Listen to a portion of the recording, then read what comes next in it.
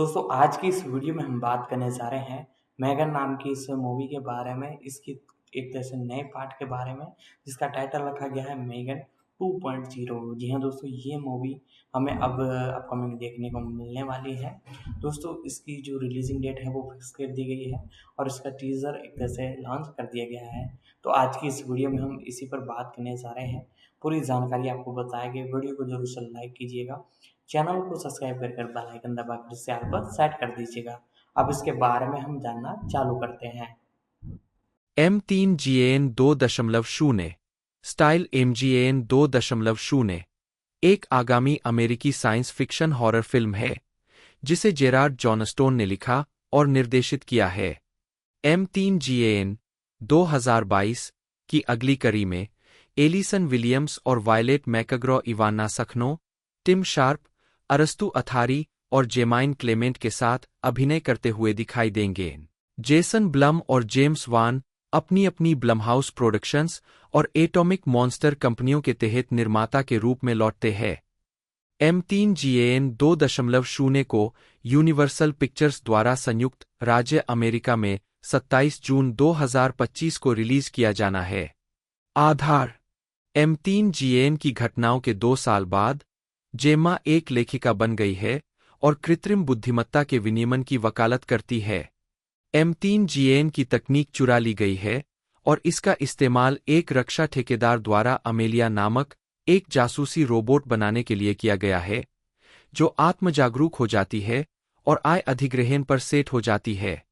Jemimah Amelia से लड़ने के लिए एक उन्नत M3GAN का पुनर्निर्माण करके जवाब देती है। एक रालना: एलिसन विलियम्स जेम्मा के रूप में, वायलेट मैकग्रॉ कैडी के रूप में, एमी डोनाल्ड M3GAN, जेना डेविस M3GAN की आवाज के रूप में, ब्रायन जॉर्डन अल्वारेज कोल के रूप में, जेन वैन एप्स टेस के रूप में, इवाना सखनो अमेलिया के रूप में, टिम शार्प, अरस्तु अथारी, जेमाइन क्लेमेंट। उत्पादन: नवंबर 2022 में द न्यूयॉर्क टाइम्स ने बताया कि यूनिवर्सल पिक्चर्स M3GAN के बॉक्स ऑफिस प्रदर्शन से खुश थी और सीक्वल की योजना बना रही थी। 2 जनवरी 2023 में जेरार्ड जॉनस्टोन ने सीक्वल की बातचीत की पुष्टि की। जेम्स वान ने बताया कि उन्हें इस बात का अंदाजा है कि सीक्वल कहाँ जाएंगे। 3 कुछ हफ्ते बाद यूनिवर्सल ने रिलीज की तारीख की पुष्टि की और कहा कि शीर्षक M3GAN 2.0 होगा। अकेला कूपर पटकथा लिखने के लिए वापस लौटे और जॉनस्टोन भी निर्देशन के लिए वापस आए। 4 एलिसन विलियम्स और वायलेट मैकग्रॉ ने क्रमशः जेम्मा और कैडी के रूप में अपनी भूमिकाएं दोहराईं।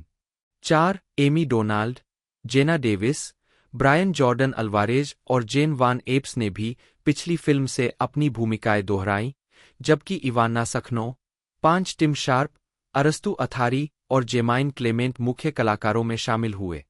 6 मुख्य फोटोग्राफी 15 जुलाई 2024 को ऑकलैंड, न्यूजीलैंड में शुरू हुई। 7, 8 और 21 सितंबर को समाप्त हुई, जो 52 दिनों तक चली।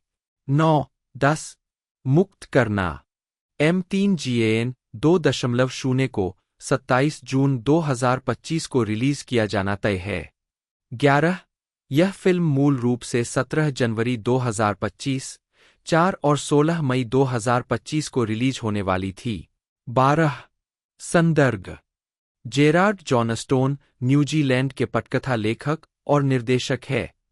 उन्हें comedy sitcom series the Jackie brown diaries और हॉरर फिल्म हाउसबाउंड और M3GAN के लिए जाना जाता है। प्रारंभिक जीवन: जॉनस्टोन का जन्म इनवरकारगिल, न्यूजीलैंड में हुआ था, एक जहां उन्होंने वर्डन कॉलेज में पढ़ाई की। 2 आजीविका: 2000 के दशक की शुरुआत में जॉनस्टोन और जैकी ब्राउन ने C4 में एक साथ काम किया। कुछ साल बाद उन्होंने ब्राउन के व्यंग्यात्मक काल्पनिक संस्करण पर आधारित न्यूजीलैंड के sitcom the Jackie brown diaries बनाने के लिए यंग, गिफ्टेड एंड ब्राउन नामक एक प्रोडक्शन कंपनी बनाई। 2008 में इसका प्रसारण शुरू हुआ, जिसमें जॉनस्टोन ने लेखक और निर्देशक के रूप में काम किया। 3, 4 मार्च 2014 में जॉनस्टोन ने साउथ बाय साउथवेस्ट फेस्टिवल में हाउसबाउंड के साथ अपने निर्देशन की शुरुआत की। 5. कॉमेडी हॉरर फिल्म 17 अक्टूबर 2014 को चुनिंदा सिनेमाघरों और वीओडी में रिलीज हुई थी। 6. अगले वर्ष जॉनस्टोन ने न्यूजीलैंड की भारोत्तोलक सोनिया मनेना से संपर्क किया, जिन्होंने 2013 में डेडलिफ्टिंग के लिए विश्व रिकॉर्ड बनाया था। एक प्रतिस्पर्धी भारोत्तोलक के रूप में उनके जीवन का विवरण देने वाली फिल्म का निर्देशन करने के लिए। 7. फिल्मांकन 2016 में शुरू होने वाला था। 7. लेकिन 2023 तक जॉनस्टोन ने कहा, यह लंबे समय से पृष्ठभूमि में पक रहा है। 8. 2016 में उन्होंने टेरी टेओ को रिलीज किया, जो 1985 की television series Terry and the Gunrunners का रीबूट था। 9. अगस्त 2017 तक जॉनस्टोन को वार्नर ब्रदर्स के डार्क यूनिवर्स को निर्देशित करने की दौर में बताया गया था, लेकिन इसके बजाय उन्हें स्क्रिप्ट को चमकाने के लिए काम पर रखा गया था। 10. जॉनस्टोन ने 2018 में प्रसारित होने वाले the new legends of monkey के पहले सीजन के एपिसोड का निर्देशन किया। 11. उसी वर्ष उन्होंने कॉमेडी हॉरर फिल्म M3GN का निर्देशन करने के लिए हस्ताक्षर किए। 12. निर्माता जेम्स वान ने हाउसबाउंड में हॉरर और कॉमेडी तत्वों को संतुलित करने की उनकी क्षमता की प्रशंसा करने के बाद जॉनस्टोन को इस काम के लिए चुना। 13. M3GN को व्यावसायिक और आलोचनात्मक सफलता के साथ 6 जनवरी 2023 को रिलीज किया गया। इसने अपने शुरुआती सप्ताहांत में $30 मिलियन से अधिक की कमाई की और सकारात्मक समीक्षा प्राप्त की। 14. 15. वह सीक्वल M3GN 2.0 का निर्देशन करने के लिए लौटे, जिसे 27 जून 2025 को रिलीज किया जाना था। 16. व्यक्तिगत जीवन जॉनस्टोन शादीशुदा है। 17. उनके 2 बेटे हैं, जिनका जन्म 2012 और 2014 में हुआ। 18. फिल्मोग्राफी पतली परत हाउसबाउंड 2014 लेखक और संपादक भी। M3GN 2022 वायलेट एलिजाबेथ मैकग्रा 1 जन्म 22 अप्रैल 2011 2 एक अमेरिकी बाल अभिनेत्री है। उन्होंने 5 साल की उम्र में अभिनय करना शुरू कर दिया था। उद्धरण वांछित उनकी पहली श्रेय भूमिका 2016 की टेलीविजन सीरीज लव में नीना के रूप में एक आवर्ती भूमिका थी, और उनकी पहली फीचर फिल्म 2018 की रेडी प्लेयर वन थी। 2019 में उन्हें the hunting of hill house के लिए मोशन पिक्चर या लिमिटेड सीरीज में सर्वश्रेष्ठ कलाकारों की टुकड़ी के लिए OFTA टेलीविजन अवार्ड के लिए नामांकित किया गया था। उन्हें 2022 की हॉरर फिल्म M3GN में कैडी के रूप में उनकी भूमिका के लिए भी जाना जाता है। आजीविका वायलेट मैकग्रा ने छोटी उम्र में अभिनय करना शुरू कर दिया था। 2016 में मैकग्रा ने रेकलेस जूलियट्स, 2017 में आर्या मॉर्गन के रूप में और टेलीविजन श्रृंखला लव में नीना, 2018 के रूप में अपने अभिनय की शुरुआत की। वह 2019 की जेट में एलिस की भूमिकाओं के लिए और 2018 की ब्लॉकबस्टर स्टीवन स्पीलबर्ग द्वारा निर्देशित रेडी प्लेयर वन में एक शॉपिंग कार्ट में एक बच्चे के रूप में उनके कैमियो दृश्य के लिए सबसे ज्यादा जानी जाती थी। 2018 में उन्होंने माइक फ्लैगन की Netflix series the hunting of hill house में विक्टोरिया पेड्रेती के चरित्र के छोटे संस्करण युवा नेल क्रेन के रूप में अपनी पहली प्रमुख भूमिका निभाई थी। उन्हें सितंबर 2017 में कलाकारों के हिस्से के रूप में घोषित किया गया था। 3. The haunting of hill house और डॉक्टर स्लिप में अपने अनुभवों के आधार पर मैकग्रा अपनी बड़ी बहन मेडेलिन को सलाह देने में सक्षम थीं, जब बाद में उन्होंने horror film the black phone में अभिनय किया था। 4. मैकग्रा ने मार्वल सिनेमैटिक यूनिवर्स में अपनी शुरुआत 2021 की ब्लैक विडो में एक युवा येलेना बेलोवा के रूप में की, जिसमें फ्लोरेंस पुग द्वारा निभाई गई वयस्क संस्करण थी। 5. 2021 में उन्होंने जेनी वान के रूप में सेपरेशन 2021 में भी अभिनय किया। उन्होंने जनवरी 2023 में रिलीज हुई ब्लमहाउस के लिए यूनिवर्सल पिक्चर्स की तकनीकी हॉरर फिल्म M3GAN में मुख्य पात्रों में से एक के रूप में साथी बाल कलाकार एमी डोनाल्ड के साथ अभिनय किया। 5, 6, 7, 8 हॉलीवुड रिपोर्टर ने उल्लेख किया कि डोनाल्ड और सहकलाकार मैकग्रा फिल्मांकन के अंत तक तेजी से दोस्त बन गए। 9 मई 2023 में मैकग्रा को a wonderful way with dragons में कास्ट किया गया। 10 व्यक्तिगत जीवन। वायलेट मैकग्रा 4 बच्चों में सबसे छोटी है। उनके बड़े भाई बहन भी अभिनेता है। द गुड डायनासोर के जैक मैकग्रा, अमेरिकन स्नाइपर के एडन मैकग्रा और द ब्लैक फोन में ग्वेन का किरदार निभाने वाली मैडलीन मैकग्रा। 11 फिल्मोग्राफी। पतली परत। वर्ष शीर्षक भूमिका notes. 2018 ready player one shopping cart बच्चा बिना श्रेय उद्धरण आवश्यक। 2019 बेनेट का युद्ध रेबेका। हमारा दोस्त एवी टीग। डॉक्टर नींद बैंगनी। 2021 पृथक्करण जेनीवान। काली माई युवा येलेना बेलोवा। 2022 एक क्रिसमस रहे से वायलेट पियर्स। मैं सांता पर विश्वास करता हूं एला। 2022 M3GAN काडी। 2024 चक्का जीवन लिली। हार का अभिशाप एलेन डेविस। 2025 M3GAN 2.0 काडी डाक उत्पादन। टेलीविजन। वर्ष शीर्षक भूमिका नोट्स। 2018 हिल हाउस का भूत युवा एलेनोर नेल क्रेन मुख्य भूमिका। 2019 कानून और व्यवस्था विशेष पीड़ित इकाई बेली शॉ 1 एपिसोड। प्यार नीना 2 एपिसोड। जेट एलिस मुख्य भूमिका।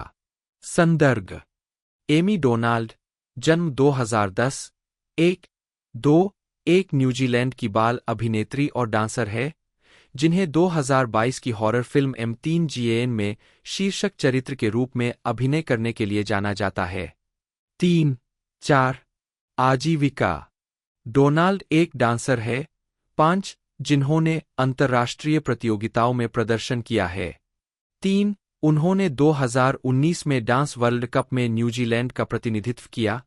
4 जहां वह पदक जीतने वाली अपने देश की पहली प्रतियोगी थीं। 1 रजत और 1 कांस्य।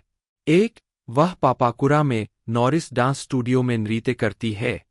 6 उनके दीर्घकालिक नृत्य शिक्षक और कोरियोग्राफर काइली नॉरिस ने ऑकलैंड में फिल्मांकन के दौरान उनके साथ M3GAN नृत्य दृश्य विकसित किया। 7 डोनाल्ड ने 2021 में Netflix TV series sweet tooth में माया मंकी के रूप में अभिनय करके अपने अभिनय करियर की शुरुआत की।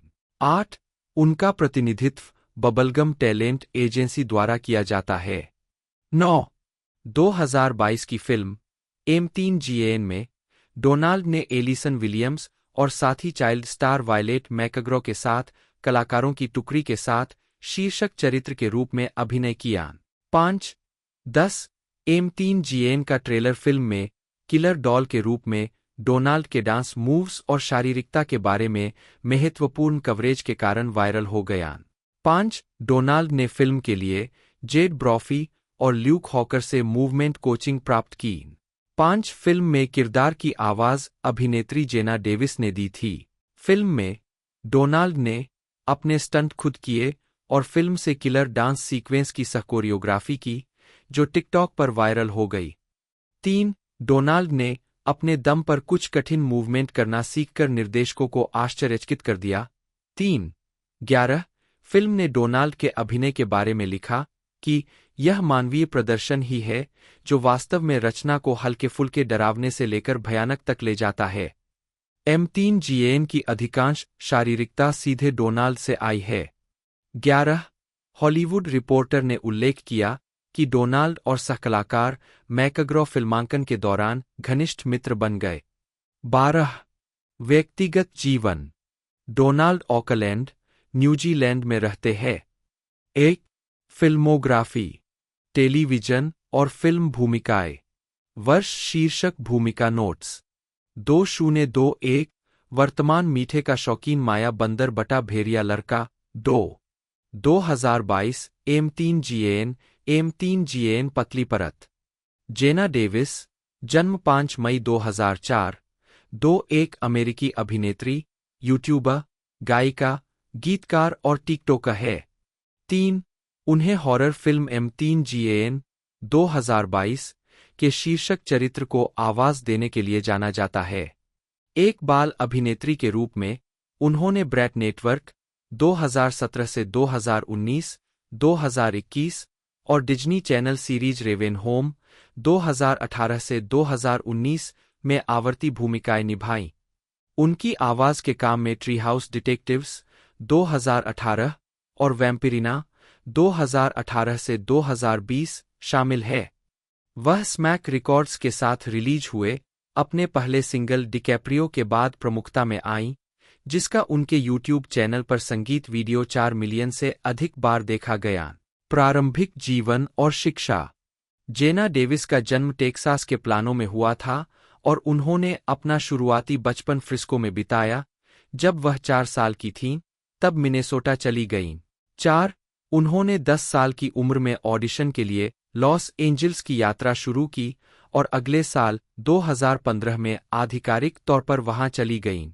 5 वह वर्तमान में पासाडेना सिटी कॉलेज की छात्रा है। 6 आजीविका। डेविस कई लघु फिल्मों में दिखाई दी और उन्होंने 2015 में अपना पहला यूट्यूब वीडियो अपलोड किया। 7 2017 में वह brat web series chicken girls में मोनिका के रूप में दिखाई देने लगी, जो प्रतिद्वंद्वी डांस टीम पावर सर्ज की सदस्य थी। Davis chicken girls the movie 2018 prequel series a girl name जो चरित्र की दादी द्वारा सुनाई गई। 8 और 2021 मिनिसीरीज स्कारलेट लैब में मोनिका के रूप में अपनी भूमिका को फिर से निभाएंगी। उन्होंने आफ्टर स्कूल में अतिथि भूमिका भी निभाई और अब बंद हो चुकी सीरीज कीज में मैडी की भूमिका निभाई। इसके अलावा 2017 में डेविस ने द लास्ट टाइकून के 2 एपिसोड में अपनी पहली आवाज वाली भूमिका निभाई। इसके बाद 2018 में उनका लाइव एक्शन टेलीविजन डेब्यू हुआ, जब उन्होंने टीवी लैंड सिटकॉम टीचर्स के एक एपिसोड में अतिथि भूमिका निभाई और Disney channel series ravines home A that so रेवेन spin off में सिएना की आवर्ती भूमिका निभाई। 9 उसी वर्ष डेविस ने Netflix series tree house detectives में टेरी और डिज्नी चैनल सीरीज वैम्पिरिना में विभिन्न पात्रों को आवाज दी। 10 दिसंबर 2022 में science fiction horror film M3GAN का लॉस एंजिल्स में प्रीमियर हुआ, जिसमें डेविस की फीचर फिल्म की शुरुआत हुई क्योंकि उन्होंने टिट्युलर रोबोट गुड़िया को आवाज दी थी। 11-12 डेविस के यूट्यूब चैनल पर 2 मिलियन से अधिक और टिकटॉक पर 4 मिलियन से अधिक फॉलोअर्स है। 6 डेविस ने नए रिकॉर्ड लेबल SMAC के रिकॉर्ड्स के प्रमुख कलाकार के रूप में अगस्त 2023 में एकल डिकैप्रियो 13 जारी किया। 14 पॉप कंट्री या कंट्री पॉप के रूप में वर्णित, यह गीत केल्सी बैलेरिनी, वॉकर हेस और रॉस कॉपरमैन द्वारा लिखा गया था। 15 2024 में डेविस ने लिसा फ्रैंकस्टीन में अभिनय किया। Davis indie horror film stay at home और M3GAN 2.0 में अभिनय करने के लिए तैयार है। 16-17 फिल्मोग्राफी। पतली परत। इस अनुभाग को सत्यापन के लिए अतिरिक्त उद्धरणों की आवश्यकता है। कृपया इस अनुभाग में विश्वसनीय स्रोतों से उद्धरण जोड़कर इस लेख को बेहतर बनाने में सहायता करें। बिना स्रोत वाली सामग्री को चुनौती दी जा सकती है और हटाया जा सकता है। जून 2024 जाने कि इस संदेश को कैसे और कब हटाया जाए। वर्ष शीर्षक भूमिका नोट्स 2022 M3GAN आवाज 2024 लिसा फ्रैंकस्टीन लोरी 2025 M3GAN 2.0 M3GAN आवाज फिल्माने टेलीविजन। वर्ष शीर्षक भूमिका notes 2017 the last tycoon Sally sweet गायन आवाज की भूमिका 2 एपिसोड। 2018 शिक्षक एशले 1 एपिसोड। सोफिया प्रथम परी आवाज की भूमिका 1 एपिसोड। ब्रायन जॉर्डन अल्वारेज जन्म 9 जुलाई 1987 1 एक अमेरिकी अभिनेता, हास्य अभिनेता और फिल्म निर्माता है। उन्हें FX comedy series English teacher बनाने और उसमें अभिनय करने के लिए जाना जाता है।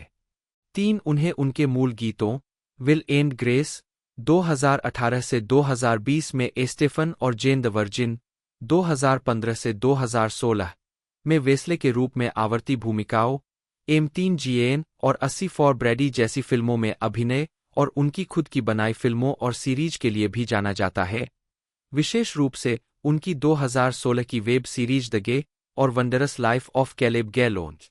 4. प्रारंभिक जीवन। अल्वारेज का जन्म न्यूयॉर्क शहर के मैनहट्टन में पॉल जॉर्डन और एंजेला जॉर्डन अल्वारेज के घर हुआ था, जो क्रमशः एक इलेक्ट्रिकल इंजीनियर और स्पेनिश प्रशिक्षक थे। 5. 6. उनकी एक बहन है, कैटालिना। 6. वह मातृवंशीय रूप से कोलंबियाई वंश के है और उनके परिवार के दूसरे पक्ष की जड़ें अमेरिकी दक्षिण से है। वह धाराप्रवाह स्पेनिश बोलते हैं। 6. 7. उन्होंने अपना बचपन विंचेस्टर, टेनेसी में बिताया। 7. जहां उन्होंने अभिनय और फिल्में बनाना शुरू किया। 5. मिडिल स्कूल में उन्हें उनकी कामुकता के लिए चिढ़ाया और तंग किया गया। 4. उन्होंने सेंट एंड्रयूज सेवेनी स्कूल और फिर विंस्टन-सलेम, उत्तरी कैरोलिना में university of north Carolina school of the arts में हाई स्कूल प्रोग्राम में भाग लिया। 5. 8. अपने स्कूल के थिएटर प्रोग्राम में भारी रूप से शामिल होने के कारण उन्होंने USC school of Dramatic Arts में अभिनय का अध्ययन जारी रखा। 4. उन्होंने 2009 में अभिनय में ललित कला स्नातक के साथ स्नातक किया और अगले वर्ष लॉस एंजल्स में बस गए। 9. आजीविका। 2012 में अल्वारेज ने gay men will marry your girlfriends नामक एक एपिसोड पर कॉलेज ह्यूमर के साथ सहयोग किया। 10, 11, 12 उन्होंने कई टेलीविजन शो में भूमिकाएं निभाई है, जिनमें शामिल है Will and Grace, hot in Cleveland, life in pieces, Jane the virgin, gogo boy interrupted और 2 ब्रोक गर्ल्स।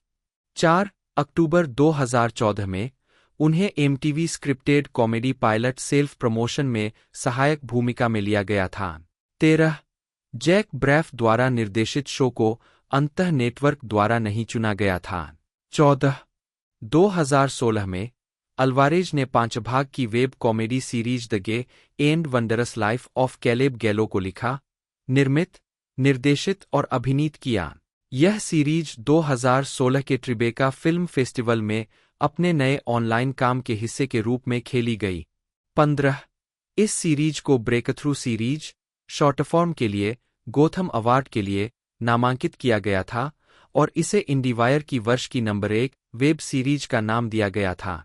अल्वारेज ने एनबीसी के विल एंड ग्रेस के 2010 के पुनरुद्धार के तीनों सीजन में जैक मैकफारलैंड की मंगेतर और बाद में पति एस्टेफन ग्लोरिया की आवर्ती भूमिका निभाई। 17 अगस्त 2020 में यह घोषणा की गई कि अल्वारेज को Netflix quarantine anthology series social distance में कास्ट किया गया था। वह मैक्स जेनकिंस के साथ 0 फीट अवे एपिसोड में दिखाई दिए। 18 अल्वारेज ने ऑस्ट्रेलियाई उच्चारण करने की अपनी क्षमता के कारण ऑस्ट्रेलियाई टेलीविजन पर भी उपस्थिति दर्ज कराई है। 19 अल्वारेज ने इंस्टाग्राम और टिकटॉक पर अपने वायरल वीडियो के लिए प्रसिद्धि प्राप्त की है, जिसमें वह अक्सर मोटे लहजे और विकृत चेहरे के फिल्टर का उपयोग करके बेतुके पात्रों की एक घूमती हुई कास्ट को चित्रित करता है।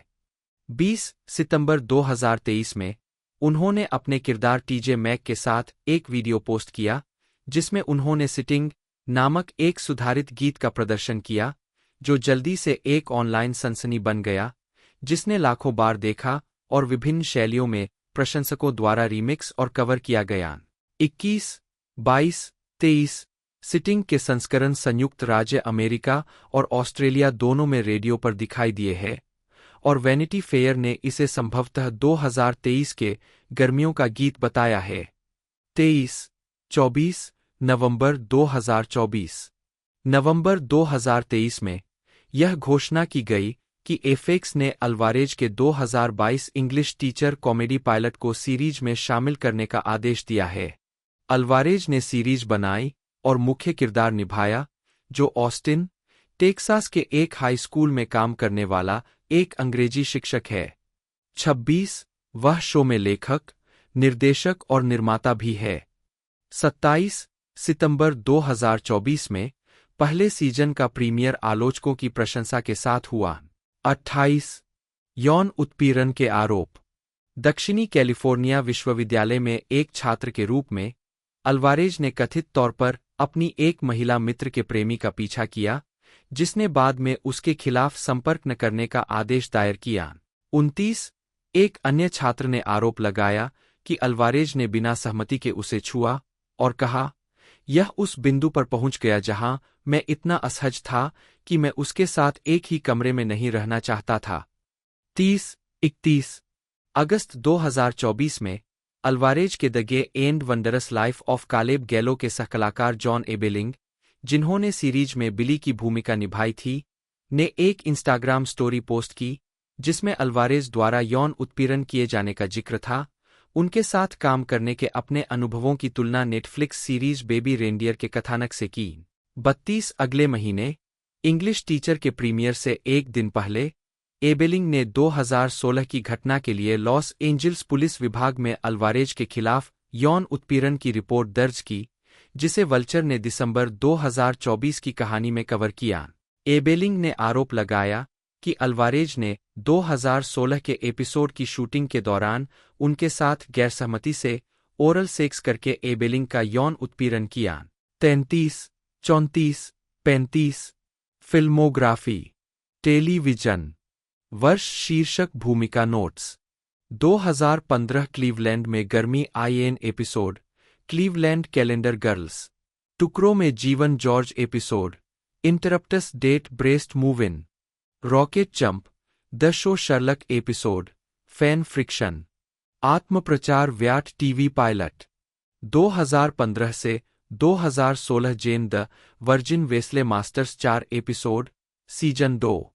2016 समलैंगिक स्किट होता है विभिन्न पात्र 2 episode Logo TV sketch comedy show. 2 गरीब लड़कियां बालक एपिसोड और 80 के दशक की फिल्म महान इंडोर ब्रायन एपिसोड कोई बुरा विचार नहीं। 2017 से 2019 छोटे हो जाओ जेसन बटा रॉबर्ट 9 एपिसोड सीजन 1 और 3। 2018 ग्रेस और फ्रेंकी चंट एपिसोड द रेड्स। 2018 से 2020 Will and Grace Estefan Gloria 13 episode season 9 से 11। 2019 विशेष एक प्रकार की गाड़ी एपिसोड अध्याय 3 निःशुल्क scones. Grand hotel Topher episode long night's journey into day. Black Jesus Phil Osterfolk episode Compton का असली यीशु। 2020 निगमित बोनान मैरो एपिसोड ईश्वर की हवा। सामाजिक दूरी मार्को एपिसोड 0 फीट अवे। 2023 10 वर्षीय टॉम आवाज एपिसोड स्वीट होम कैनकन। पीटी की प्रशंसा करें एममेट आवाज 10 एपिसोड।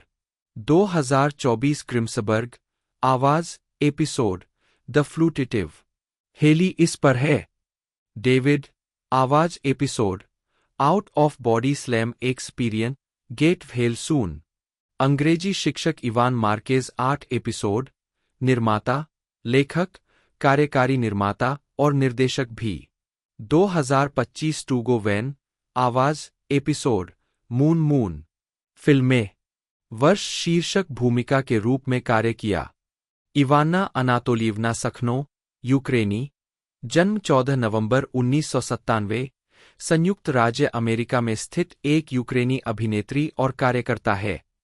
उन्हें science fiction monster film Pacific Rim uprising 2018 में कैडेट विक्टोरिया के रूप में उनकी भूमिकाओं के लिए जाना जाता है।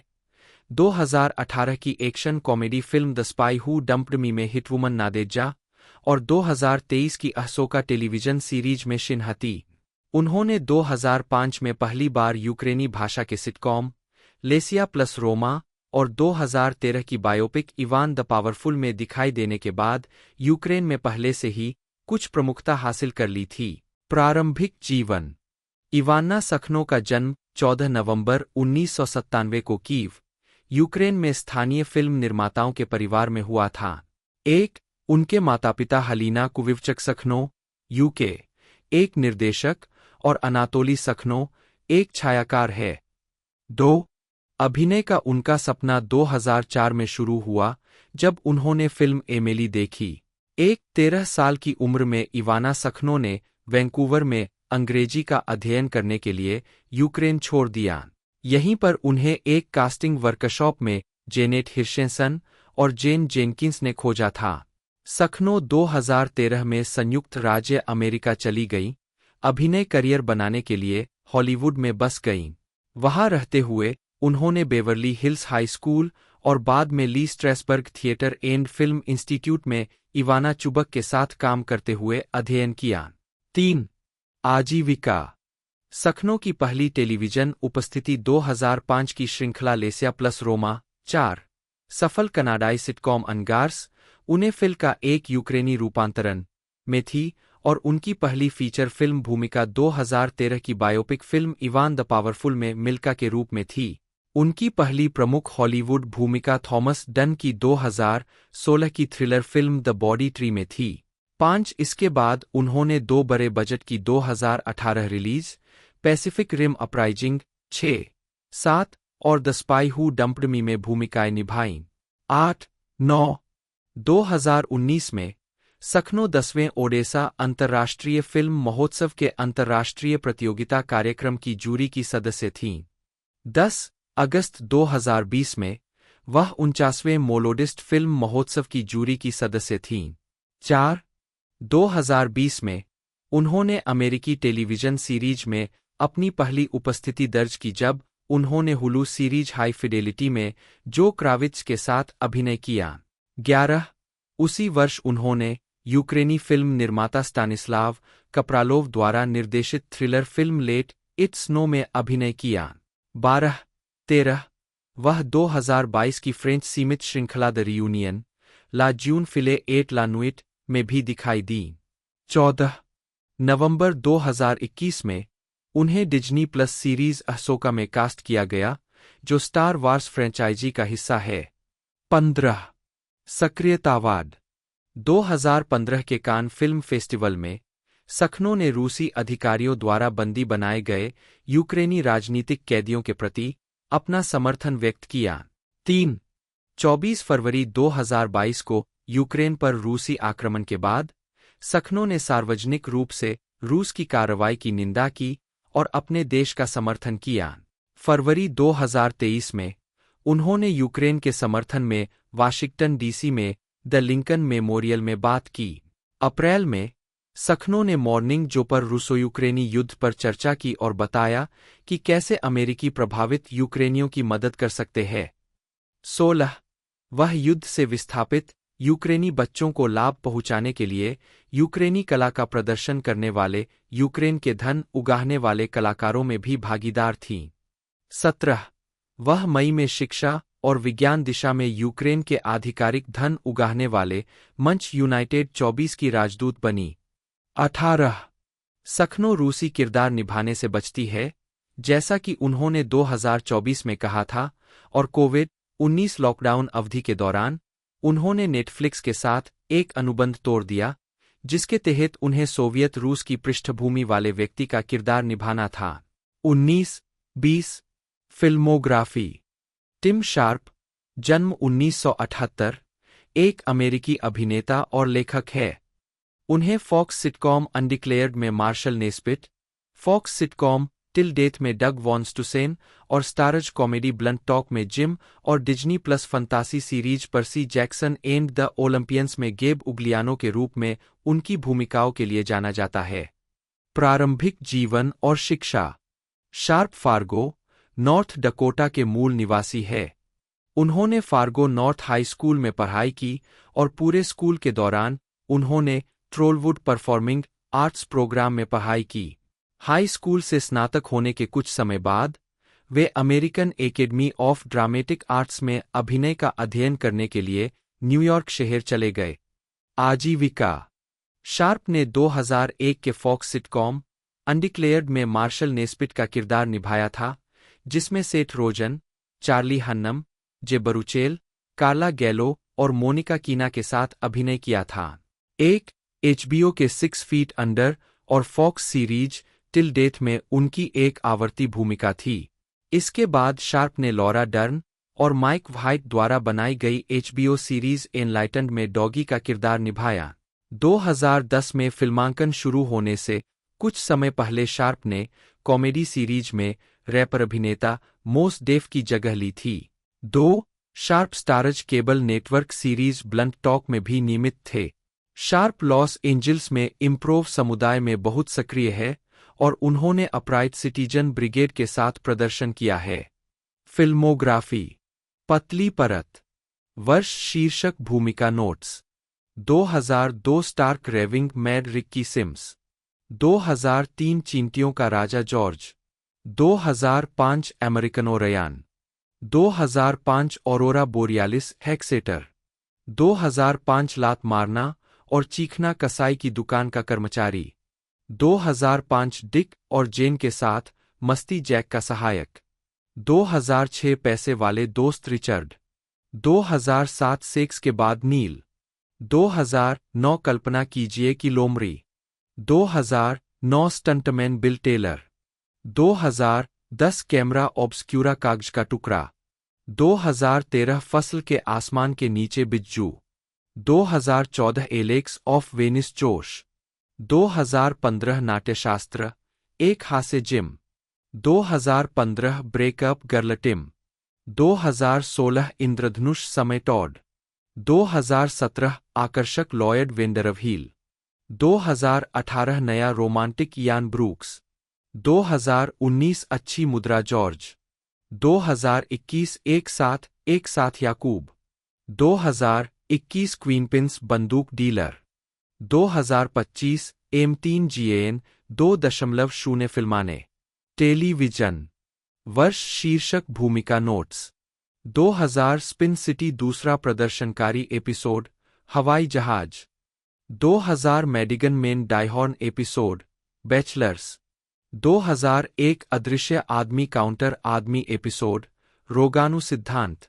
2001 से 2002 6 पादों के नीचे एंदी। अरस्तु अथारी जन्म 1991।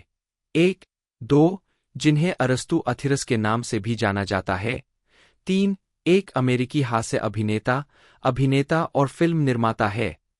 अथारी 2021 और 2022 के बीच अपने 47वें सीजन के दौरान NBC sketch comedy series Saturday night live में एक कास्ट मेंबर थे। 4 आजीविका।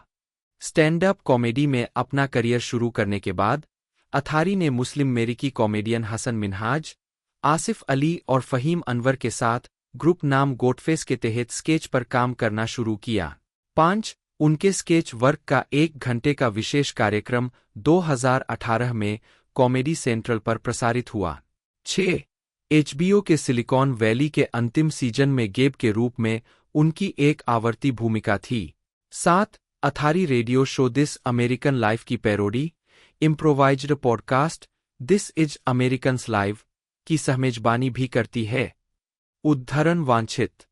2021 में अथारी को सैटरडे नाइट लाइव में अपने 47वें सीजन के लिए साथी नवागंतुकों जेम्स ऑस्टिन जॉनसन और सारा शर्मन के साथ एक फीचर्ड खिलाड़ी के रूप में चुना गया था। 8-3 वह शो के इतिहास में ईरानी मूल के दूसरे कलाकार और मध्य पूर्वी अमेरिकी कलाकार थे, नसीम पेड्राड के बाद। 5-7 वह एसएनएल के 48वें सीजन के लिए वापस नहीं आए। 9 व्यक्तिगत जीवन। अथारी ने सितंबर 2021 में फोटोग्राफर मौरा ग्रेस हुपर से शादी की। 10 वह ईरानी अमेरिकी मूल के है। 11 फिल्मोग्राफी। पतली परत। वर्ष शीर्षक भूमिका नोट्स। 2008 हेडो में लटका हुआ टाउन। 2016 अजीब आदमी डोनोवन। 2023 भविष्य में मोली और मैक्स अधिकतम। 2024 फ्रांसीसी इतालवी। 2025 M3 GAN 2.0 उत्पादन में। टेलीविजन। वर्ष शीर्षक भूमिका नोट्स। 2019 द कॉप बड़ा भार उठाने का यंत्र 15 एपिसोड, सिलिकॉन वैली गेब 5 एपिसोड, 2021 से 2022 शनिवार की रात लाइव, विभिन्न विशेष खिलाड़ी, 2024 हैक्स लेविस 2 एपिसोड। संदर्भ।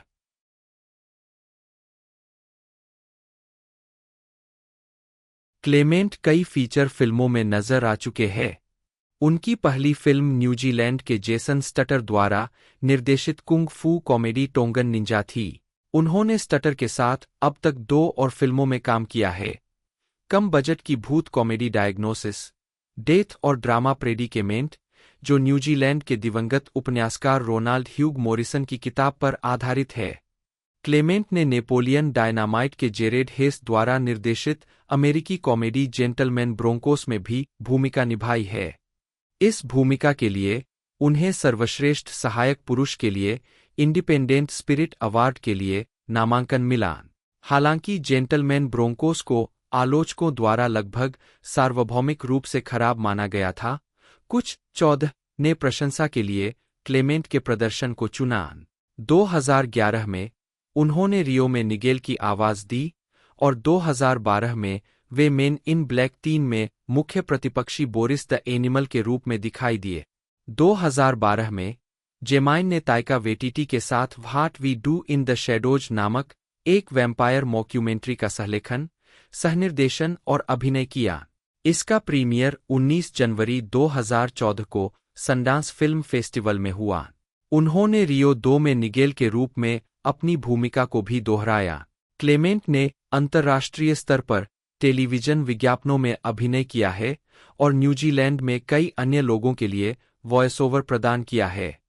5 फरवरी 2006 को आउटबैक स्टीक हाउस ने सुपर बाउल एक्सेल के दौरान क्लेमेंट अभिनीत टेलीविजन विज्ञापनों की एक श्रृंखला चलाना शुरू किया, जिसमें क्लेमेंट ऑस्ट्रेलियाई होने का दिखावा करता है और ऑस्ट्रेलियाई लहजे का दिखावा करता है।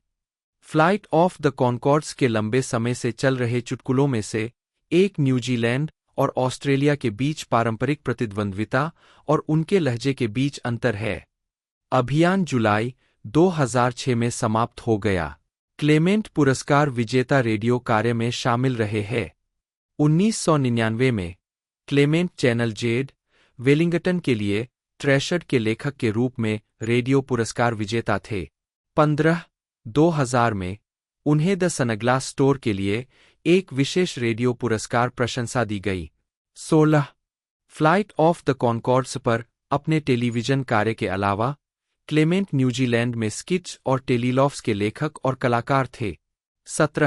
18 क्लेमेंट ने साथी कॉनकॉर्ड सदस्य ब्रेट मैकेंजी के साथ एलिमेंट्री स्कूल म्यूजिकल में कैंप काउंसलर की जोड़ी के रूप में अतिथि भूमिका निभाई, जो द सिम्पसंस के 22वें सीजन का सीजन प्रीमियर था, जो 26 सितंबर 2010 को प्रसारित हुआ।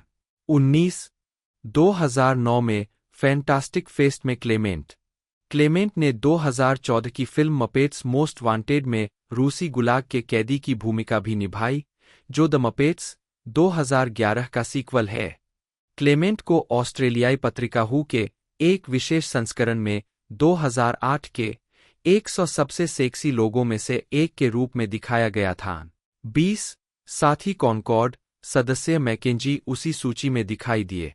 2015 में क्लेमेंट ने adult swim animated series Rick and Morty के एक एपिसोड में माइंड रीडिंग फार्ट 21 को आवाज दी, जहां उन्होंने गुड बाय मूनमेन गीत का प्रदर्शन किया। 22 क्लेमेंट ने स्वतंत्र फिल्म पीपल प्लेस थिंग्स में भी अभिनय किया, जिसे सकारात्मक समीक्षा मिली। 2016 में क्लेमेंट ने डिज्नी की एनिमेटेड फिल्म मोआना में एक विशाल नारियल केकरे तमातोआ को अपनी आवाज दी, दोनों अंग्रेजी और माओरी डब में। उन्होंने चरित्र की आवाज डेविड बॉवी की आवाज पर आधारित की। 23 2017 में क्लेमेंट ने एफएक्स टीवी सीरीज लीजन में ओलिवर बर्ट की भूमिका निभाई।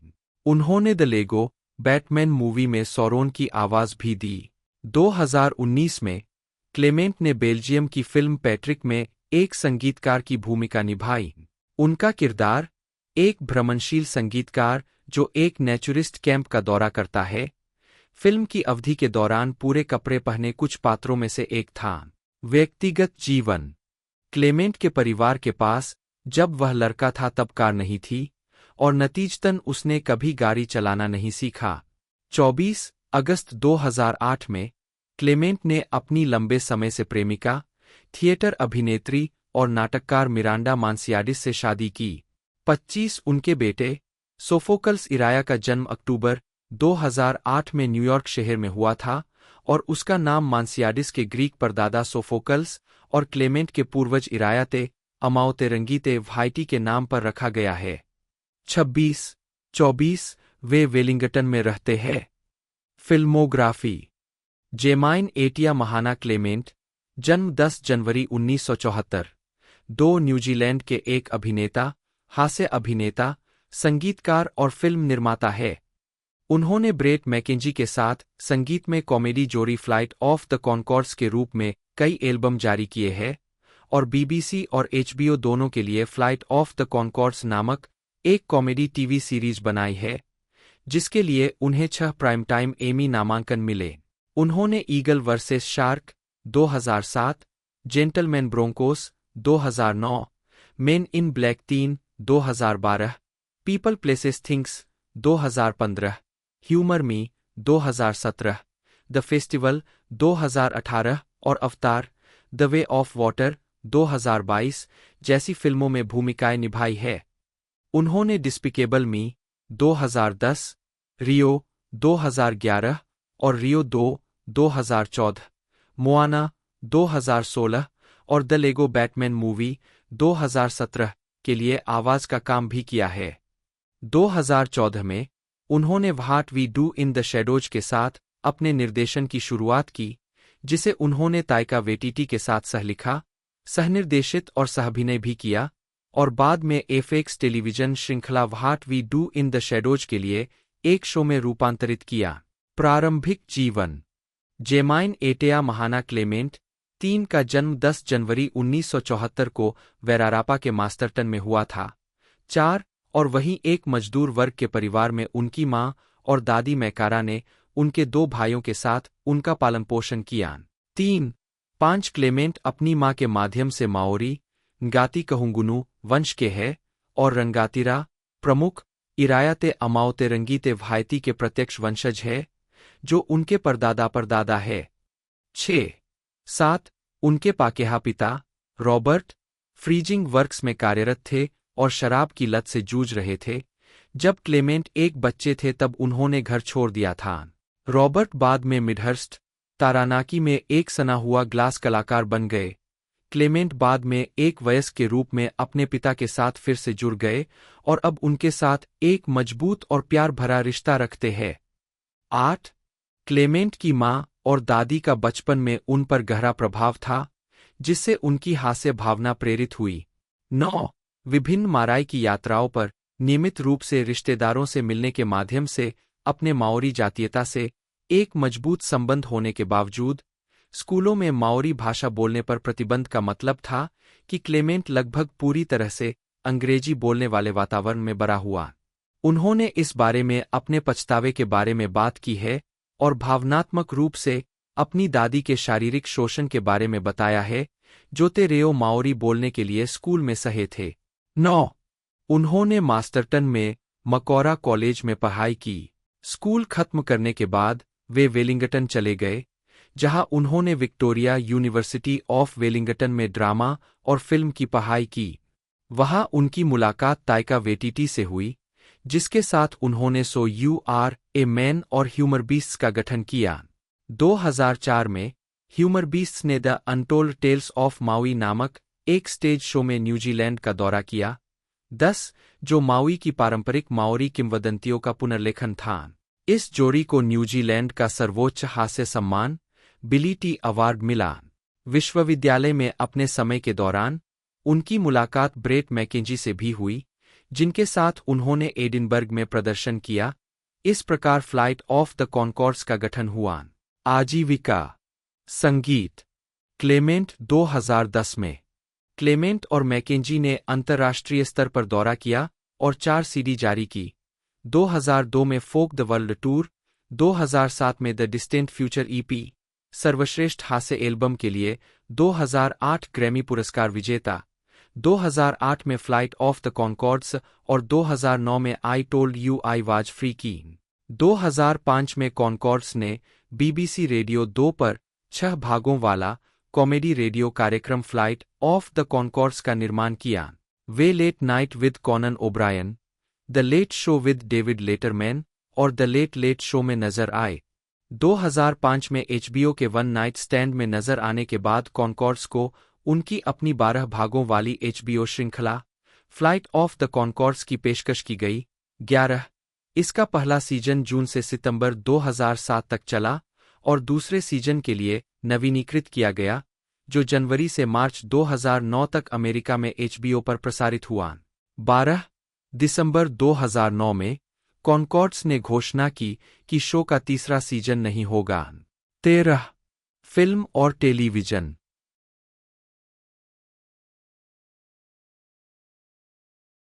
ऑफरमैन को बड़े पर्दे पर सिटी ऑफ एंजेल्स 1998 में एक निर्माण मजदूर की भूमिका में संक्षिप्त रूप से देखा जा सकता है और बाद में November 2004, cursed 2005, miss congeniality 2, armed and fabulous 2005, sin city 2005, the men who stare at goats 2009 और द किंग्स ऑफ समर 2013 जैसी अन्य फिल्मों में देखा जा सकता है। वह 2006 की फिल्म रिस्ट्रक्टर्स ए लव स्टोरी में एक पुलिस वाले की भूमिका में भी दिखाई दिए, जो शैनिन सोसामन के किरदार मिकाल को गिरफ्तार करने का प्रयास करता है। 2012 में उन्हें 2 फिल्म भूमिकाओं में देखा गया, 21 जंप स्ट्रीट के डिप्टी चीफ हार्डी के रूप में और कासा डे मी पाद्रे में डीईए एजेंट पार्कर के रूप में। वह 2013 की comedy we are the Millers में दिखाई दिए, जिसमें जेसन सुदेकिस और जेनिफर एनिस्टन ने अभिनय किया और द लेगो मूवी में मेटलबर्ड की आवाज दी।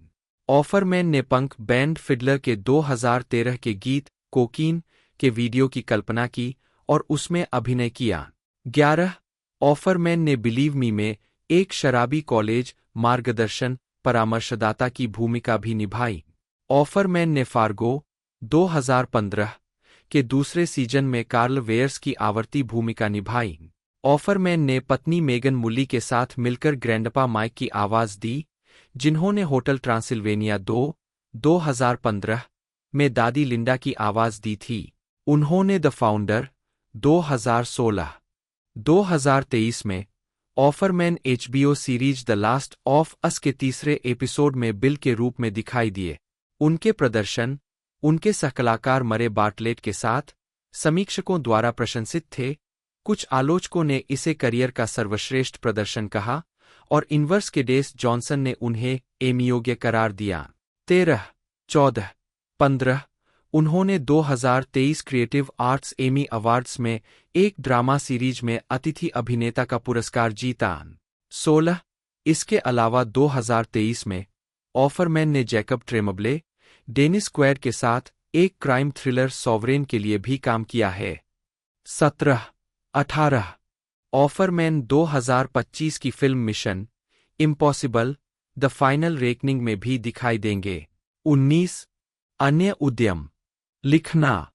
ऑफरमैन ने 4 अर्धात्मकतात्मक प्रकाशन जारी किए हैं। पहला, paddle your own canoe 1 man's fundamentals for delicious living 2013 में जारी किया गया था।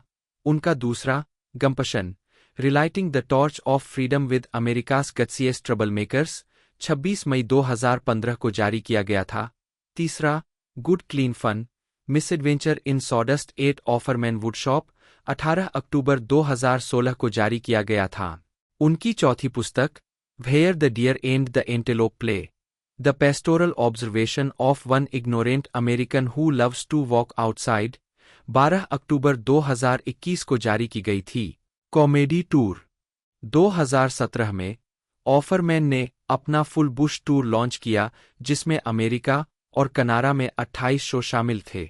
20 उनका ऑल राइज टूर 20 जुलाई 2019 को थैकरविले में शुरू हुआ और 2019 के बाकी दिनों में प्रमुख शहरों Chicago, San Francisco, Washington DC, Philadelphia, New York, Detroit और अटलांटा में जारी रहा।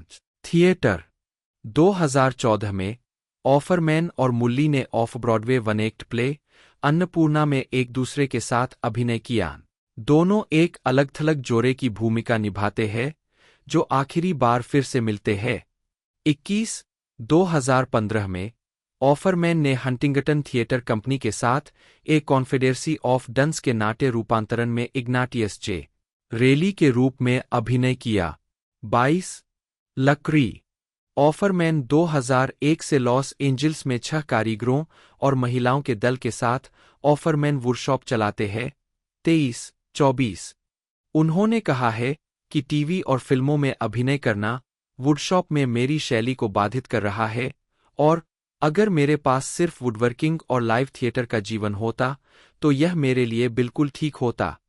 उन्होंने खुद को किताबों और पत्रिकाओं से वुडवर्किंग के बारे में शिक्षित किया और वुडवर्किंग के बारे में कई किताबें लिखी है। वह इस बात पर जोर देते हैं कि शिल्प के बारे में साहित्य बहुत ज्यादा गंभीर और शांत होता है और वास्तव में यह जानना जरूरी है कि आपको गलतियां करनी चाहिए।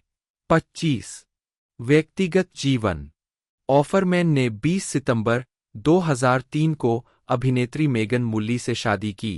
26 वे 2000 की गर्मियों में एविरेंस रूम थिएटर कंपनी के साथ द बर्लिन सर्कल नाटक में सहकलाकार के रूप में मिले थे।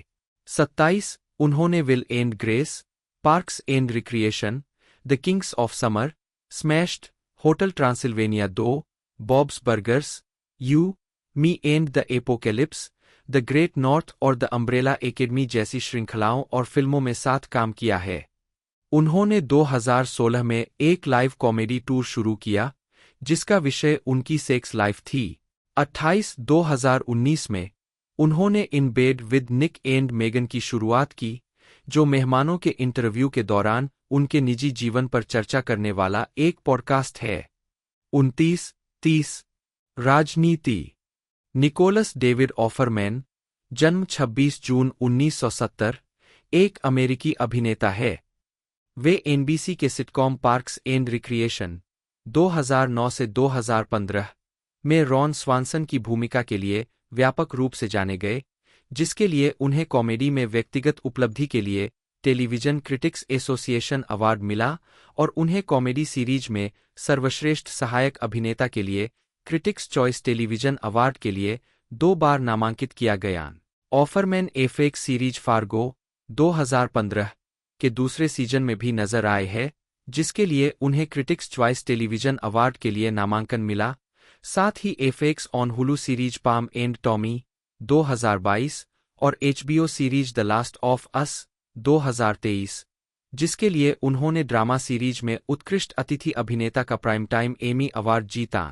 उन्होंने कई स्वतंत्र फिल्मों में अभिनय किया है जिनमें the kings of summer 2013, me and Earl and the dying girl 2015, the founder 2016 और हार्ट्स बीट लाउड 2018 शामिल है।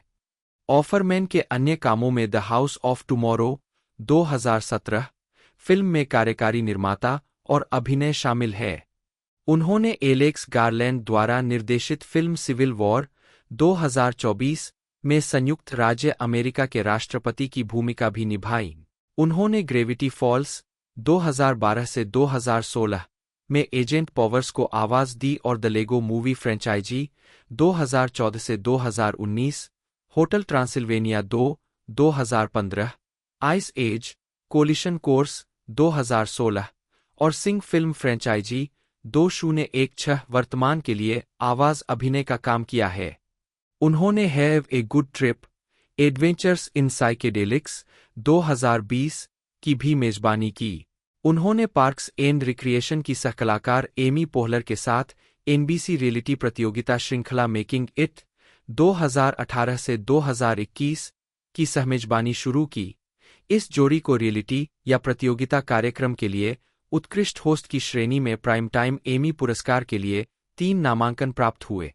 प्रारंभिक जीवन निकोलस डेविड ऑफरमैन का जन्म 26 जून 1970 को इलिनॉइस के जोलियट में नर्स कैथी नी रॉबर्ट्स और सामाजिक अध्ययन शिक्षक रिक ऑफरमैन के बेटे के रूप में हुआ था। उनके पिता मिनूका के एक हाई स्कूल में पढ़ाते थे। 2. ऑफरमैन का पालन पोषण कैथोलिक 3-4 के रूप में पास के मिनूका में हुआ। 5. जहां उन्होंने मिनूका कम्युनिटी हाई स्कूल में पढ़ाई की। 6. उन्होंने 1993 में इलिनोइस विश्वविद्यालय अर्बाना शैम्पेन से BFA प्राप्त किया। 5. उस वर्ष उन्होंने और साथी छात्रों के एक समूह ने शिकागो थिएटर कंपनी डिफिएंट थिएटर की सहस्थापना की। 5. अभिनय कैरियर।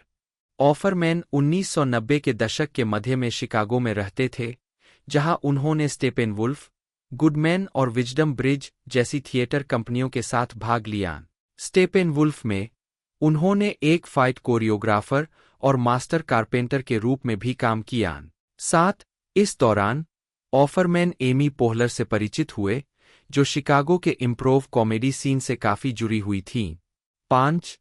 2003 में उन्होंने विल एंड ग्रेस अभिनेत्री मेगन मुलेली से शादी की। ऑफरमैन उनके talk show the Megan Mullally show में भी दिखाई दिए हैं। इसी समय वह टेलीविजन पर विल एंड ग्रेस के चौथे सीजन के थैंक्सगिविंग एपिसोड में प्लम्बर के रूप में, द किंग ऑफ क्वींस में 24 के 3 एपिसोड में और द वेस्ट विंग के एक एपिसोड में दिखाई देने लगे। पार्क्स एंड रिक्रिएशन से पहले उनकी सबसे प्रमुख भूमिका जॉर्ज लोपेज में एक फैक्ट्री कर्मचारी और बेनी लोपेज के प्रेमी रैंडी मैग्गी की थी। वह गिलमोर गर्ल्स में 2 बार दिखाई दिए, 2003 में the festival of living art और 2005 में always a godmother never a god. 2012 में पार्क्स एंड रिक्रिएशन के कलाकारों के साथ ऑफरमैन। 2009 में द ऑफिस के निर्माता माइकल शूर और ग्रेग डेनियल ने ऑफरमैन को अपने NBC sitcom parks and recreation में रॉन स्वानसन के किरदार के लिए एक नियमित भूमिका की पेशकश की, जो एक शहर के पार्क विभाग के भावशून्य, सरकार से नफरत करने वाले, स्वतंत्रतावादी प्रमुख और एमी पोहलर के किरदार लेस्ली नोप के बॉस थे। 5. स्लेट पत्रिका ने ऑफरमैन को पार्क्स एंड रिक्रिएशन का गुप्त हथियार घोषित किया और कहा कि वह नियमित रूप से दृश्यों को चुराते हैं और उनके पास कम मेहनत वाली शारीरिक कॉमेडी करने का उपहार है। 8. भूमिका मानवता के साथ विरोध और राजनीतिक दर्शन को बुनती है, जबकि चरित्र जिस गहन स्वतंत्रतावादी दर्शन को जीता है, उसे अक्सर पोहलर के चरित्र की समान रूप से गहन सामाजिक उदारवाद और अच्छे काम करने वाले मानसिकता के खिलाफ खेला जाता है। ऑफरमैन ने कहा कि पार्क्स एंड रिक्रिएशन जैसे सहायक हिस्से उनकी आदर्श भूमिकाएं हैं। ऑफरमैन को रॉब कॉड्री और रॉब ह्यूबेल के साथ adult swim series children's hospital में भी दिखाया गया है। वह 27 जुलाई 2013 को प्रीमियर हुई इसी नाम की एनिमेटेड सीरीज में एक स्कॉप की आवाज है। 9. उसी वर्ष ऑफरमैन ने कॉमेडी सेंट्रल पर डेरेक वाटर्स के ड्रंक हिस्ट्री के बोस्टन एपिसोड में जॉनी कूल का किरदार निभाया। 2014 में उन्होंने द डिसेंबरिस्ट्स के वीडियो मेक यू बेटर में एक प्रेमी जर्मन टॉक शो होस्ट का किरदार निभाया। उसी वर्ष वह एरिक किसेक द्वारा निर्देशित एक लघु फिल्म द गनफाइटर में भी दिखाई दिए। ऑफरमैन ने फिल्म के नैरेटर की भूमिका निभाई, जहां फिल्म के अभिनेता चौथी दीवार तोड़ते हैं और नैरेटर को सुनने में सक्षम होते हैं। जब उनसे पूछा गया कि क्या वह अपने किरदार रॉन स्वानसन की तरह स्वतंत्रतावादी है, तो ऑफरमैन ने 2017 में कहा, जबकि मैं स्वतंत्रतावादी मानसिकता के दर्शन की प्रशंसा करता हूं, मुझे लगता है कि यह वास्तविक शासन में अप्रभावी साबित हुआ है। इसलिए नहीं, मैं नहीं हूं, मैं एक स्वतंत्र सोच वाला अमेरिकी हूं। 31. उन्होंने 2016 के अमेरिकी राष्ट्रपति चुनाव के दौरान डोनाल्ड ट्रंप को नस्लवादी और लिंगवादी बताया, लेकिन ट्रंप की प्रतिद्वंद्वी हिलेरी क्लिंटन का उनके निजी ईमेल विवाद के लिए मजाक भी उड़ाया। 32. 2020 के डेमोक्रेटिक पार्टी के राष्ट्रपति पद के प्राइमरी में मतदान करने पर उन्होंने डेमोक्रेटिक राष्ट्रपति पद की उम्मीदवार एलिजाबेथ वॉरेन के संदर्भ में वोट वॉरेन कैप्शन जोड़ते हुए एक मैंने मतदान किया स्टिकर के साथ अपनी एक तस्वीर ट्वीट की। 33. हालांकि कुछ राजनीतिक टिप्पणीकारों ने सिविल वॉर में अमेरिकी राष्ट्रपति के रूप में ऑफरमैन के चित्रण की तुलना डोनाल्ड ट्रंप से की, लेकिन ऑफरमैन ने इस बात से इनकार किया कि उनका प्रदर्शन ट्रंप पर आधारित था और तर्क दिया कि राजनीति ने फिल्म पर कोई प्रभाव नहीं डाला। 35 अप्रैल 2024 के जीक्यू साक्षात्कार में ऑफरमैन ने खुद को प्रगतिशील बताया, लेकिन साथ ही कई मायनों में रूढ़िवादी भी बताया। उसी साक्षात्कार में उन्होंने कहा कि उनका मानना है कि राजनीतिक स्पेक्ट्रम के शब्दार्थ ने अपना अर्थ खो दिया है। 27 अगस्त 2024 को उन्होंने proud to be a Kamala man नामक गीत के साथ 2024 के राष्ट्रपति चुनाव के लिए कमला हैरिस का समर्थन किया। 37 फिल्मोग्राफी पतली परत वर्ष शीर्षक भूमिका नोट्स 1997 सभी तरह से आगे बढ़ना विल्क्स 1998 फरिश्तों का शहर निर्माण मजदूर 1999 कोश द्वीप शमुएल 2000 नाली सार्जेंट चन्नाहोन फॉरएवर लुलू बोर्डनर में आदमी 2002 संख्या के आधार पर हत्या रिचर्ड के घर पर अधिकारी 2004 नवंबर अधिकारी रॉबर्ट्स 2005 शापित अफसर miss congeniality 2 armed and fabulous Carl Steel sin city schlub 2006 कलाइक्टर एक प्रेम कहानी police 2007 the go getter Nick the potter 2008 सद्भाव और मैं मीटर मेड मैन 2009 बकरियों को घूरने वाले पुरुष स्कॉटी मर्सर जोखिम उठाना sheriff Hoke Hollander 2010 Audrey the trainwreck David George सभी अच्छी बातें जिम मैकार्थी 2012 ऊपर कोई मुझे पसंद करता है नमक निर्माता भी टोरी डेव डेविस। दोस्तों ये मूवी एक तरह से डिस्ट्रीब्यूट की जा रही है यूनिवर्स पिक्चर्स द्वारा और ये हमें 27 जून 2025 को एक तरह से देखने को मिली है। ये एक बेहतरीन मूवी रहने वाली है और जैसा कि आपको पता ही है इसका जो फर्स्ट पार्ट है वो सुपर डुपर हिट रहा था और अब इसे सिनेमाघरों में रिलीज़ किया जाएगा सीधा। और ओटीटी की बात की जाए तो ओटीटी पर भी ये हमें प्राइम वीडियो पर देखने को मिल सकती हैं। बाकी रिलीजिंग डेट इसकी 27 जून 2025 रखी गई है जो कि बहुत जल्द आने वाली हैं। बाकी आप में से कितने लोग इसके दूसरे पार्ट का इंतज़ार कर रहे थे कमेंट जरूर से कीजिएगा। आज की इस वीडियो में इतना ही, मिलते हैं अगले वीडियो में।